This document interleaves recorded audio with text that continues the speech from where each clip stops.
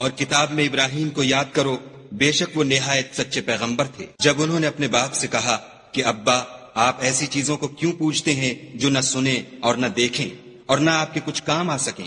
ابا، مجھے ایسا علم ملا ہے جو آپ کو نہیں ملا، تو میرے ساتھ ہو جئے، میں آپ کو سیدھی راہ پر چلا دوں گا۔ ابا، شیطان کی پوجا نہ کیجیے، بے شک شیطان خدا کا نافرمان ہے۔ ابا، مجھے ڈر لگتا ہے کہ آپ کو خدا کا عذاب آ پکڑے تو آپ شیطان کے ساتھی ہو جائیں۔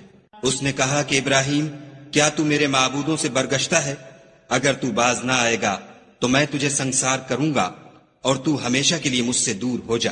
ابراہیم نے السلام علیکم کہا اور کہا کہ میں آپ کے لیے اپنے پروردگار سے بخشش مانگوں گا، بے شک وہ مجھ پر نہایت مہربان ہے۔ اور میں آپ لوگوں سے اور جن کو آپ خدا کے سوا پکارا کرتے ہیں ان سے کنارہ کرتا ہوں اور اپنے پروردگار ہی کو پکاروں گا۔